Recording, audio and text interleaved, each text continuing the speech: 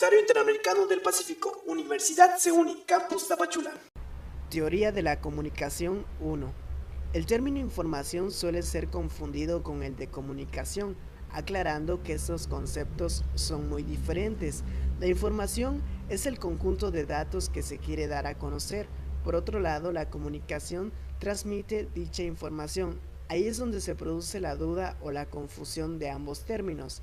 En sí podríamos decir que es lo mismo. Ambos dan a conocer ciertos datos, solo que el concepto de comunicación requiere del feedback o de una retroalimentación para llevarse a cabo. Sin ello, solo quedaría en información. Gran parte de la actividad humana implica comunicación. La comunicación está en todo lo que nos rodea. A donde vamos necesitamos y requerimos de ella.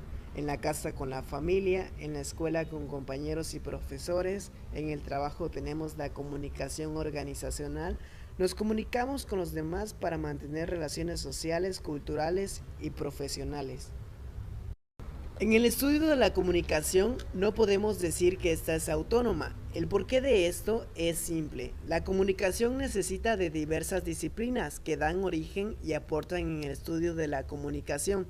Las diversas disciplinas implicadas en el estudio de la comunicación son sociología, historia, antropología, lingüística, psicología y entre otras.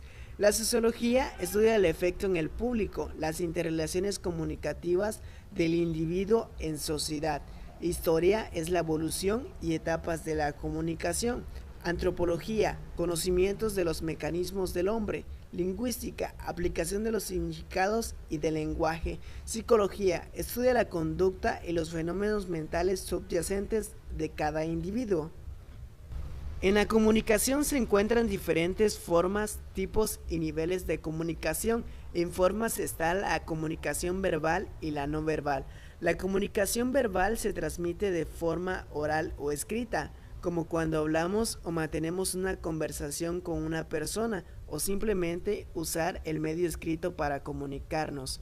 La comunicación no verbal es la que se transmite mediante señas, gestos o el simple lenguaje corporal. Un buen ejemplo de esta forma de comunicación puede ser que cuando mantenemos una conversación respondemos con alguna señal o algún gesto. Tipos de comunicación. En los tipos de comunicación son el medio en el cual se transmite alguna información. Dentro de ellos podemos encontrar la oral, la visual, escrita, simbólica, gestual y sonora. En los niveles de comunicación, los más importantes son la comunicación intrapersonal, la comunicación interpersonal y la comunicación masiva. La comunicación intrapersonal es la comunicación que tiene lugar dentro de cada individuo. Nos comunicamos con nosotros mismos cuando reflexionamos o valoramos decisiones. La comunicación interpersonal es la comunicación que tiene lugar en forma directa entre dos o más personas físicamente próximas. En esta existe una retroalimentación inmediata. La comunicación grupal es la comunicación que se da cuando un conjunto de personas conforman una unidad y la interacción entre ellos es para llegar a un fin. Comunicación organizacional es la comunicación que se da en una organización o en una empresa. Tiene características dominantes de la comunicación interpersonal. El flujo de comunicación es según la posición del poder o de la jerarquía. La comunicación masiva. La comunicación masiva necesita de los medios masivos para establecerse. Se dirige a un auditorio relativamente grande, dirigido a un público heterogéneo. La comunicación intermedia.